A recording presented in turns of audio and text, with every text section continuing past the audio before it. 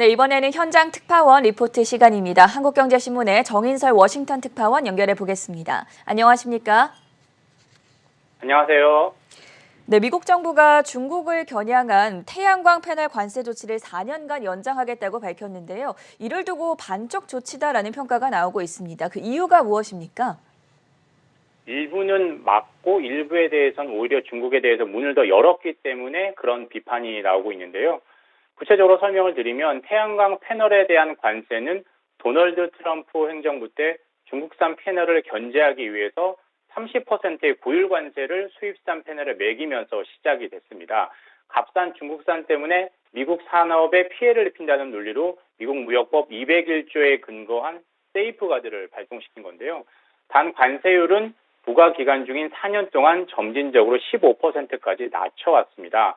조 바이든 행정부는 이번에 중국산 태양광 패널에 대한 고율 관세 조치는 4년간 더 연장하기로 했습니다. 15% 세율을 2026년까지 연장하는 건데요. 하지만 수입 커터는 종전의 2.5기가와트에서 5기가와트로 2배로 늘렸습니다. 수입량은 늘렸다는 거죠. 또 대형 태양광 설비에 쓰이는 양면 패널은 아예 관세 부과 대상에서 뺐습니다. 그래서 미국 내에서도 오히려 중국산 살리기 아니냐, 알맹이는 오히려 중국에 더 내주는 것 아니냐 이런 비판이 일고 있는 겁니다. 하지만 이제 한국도 마찬가지지만요. 중국산 태양광 패널이 전 세계 시장의 70% 이상을 차지하고 있기 때문에 중국산 없이는 태양광 산업을 확대하거나 태양광을 늘릴 수 없는 역설적인 상황을 미국에서도 보여주고 있는 것 같습니다. 그리고 미국과 중국의 갈등과 대립은 계속될 것이라는 점도 이번 태양광 패널 관세를 두고서도 재확인시켜주고 있다고 볼 수 있습니다. 이러한 관세 문제뿐만이 아니라 최근에 미국 하원에서 통과시킨 미국 경쟁 법안 또한 중국과 얼굴을 붉힐 사안이 되지 않을까 싶은데요. 이 법안의 주요 골자와 예상되는 영향력도 함께 정리해 주시죠. 중국과 경쟁을 하는 미국 산업의 경쟁력을 강화하는 방안이 포함되어 있고요. 그리고 중국의 아킬러스건이라고 할 수 있는 대만과 신장 지역의 인권 문제를 다뤄서 중국의 반발이 예상이 됩니다.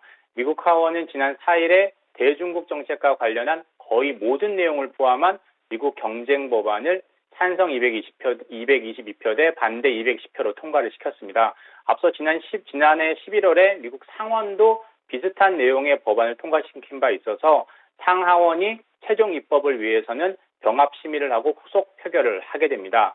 이번에 통과된 법 조문만 2,912쪽 분량으로 내용이 상당히 방대합니다.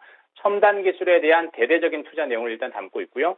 공급망 관리를 국가안보 문제, 즉 경제와 안보는 하나다라고 보고 6년간 핵심 산업에 450억 달러를 투자하고요. 특히 반도체 분야에는 5년간 520억 달러를 투자하게 됩니다. 대만 관련 조문이 특히 관심사인데요.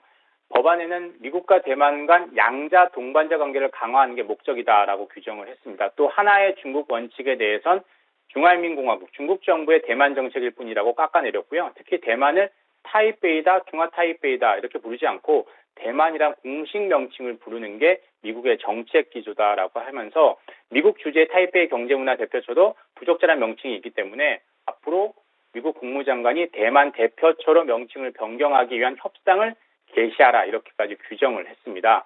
그리고 홍콩, 티베트, 신장, 위구르 자치구 인권 문제와 관련해서도 구체적인 대응 규정을 마련했는데요. 특히 미국 국무부 내에 신장 지역 담당 특사들을 신선해서 인권 논란을 포함한 신장 관련 사안을 총괄하도록 해서 중국의 거센 반발이 예상됩니다. 네, 마지막으로 지난주 미국 증시는 상대적으로 양호한 흐름을 보였었는데 이번 주에는 어떤 이슈와 이벤트들을 주목해보면서 대응 전략을 짜보면 좋겠습니까? 이번 주는 앞서 다 말씀하신 것처럼 인플레이션 주간입니다. 금리를 올해 몇 번 올리고 얼마나 빠르게 인상할 것이냐가 다들 관심사인데요. 모두 인플레이션 정도와 강도에 달렸겠죠. 인플레이션이 어느 정도로 얼마나 오래 갈 것이냐가 관건인데요. 이번 주에 관련 지표가 나옵니다. 미국 시간으로 10일 오전 8시 30분, 한국 시간으로 10일 오후 10시 30분에 미국 1월 소비자 물가지수 CPI가 발표됩니다.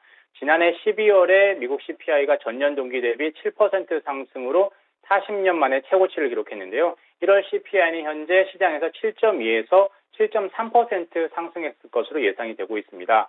인플레이션 지표에 대해서 아주 민감한 상황이기 때문에 이 수치를 상회하거나 이 정도의 수치만 나와도 긴축 우려가 재부각될 가능성이 큽니다. 인플레이션에 대한 미국 중앙은행, 페드의 생각이 궁금할 텐데요. CPI가 나오기 하루 전날 페드 인사들이 공개석상에 나옵니다. 미국 시간 9일 수요일에 미셸 보우만 페드 이사와 그리고 로레타 메서 클리블랜드 연방은행 총재가 공개석상에 섭니다. 보우만 이사는 1월 FOMC 이후에 페드 이사로는 처음 공개석상에 서는 거고요. 메서 총재는 올해 FOMC 투표권이 있는 지역 연은 총재라서 그 발언을 주의 깊게 지켜봐야 될 것 같습니다. 그리고 이번 주도 기업 실적 발표가 계속되는데요.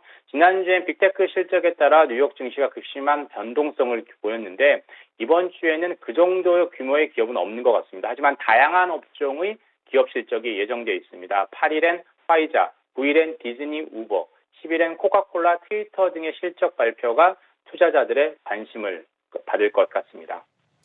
지금까지 도움 말씀에 한국경제신문 정인설 워싱턴 특파원과 함께했습니다. 고맙습니다. 감사합니다.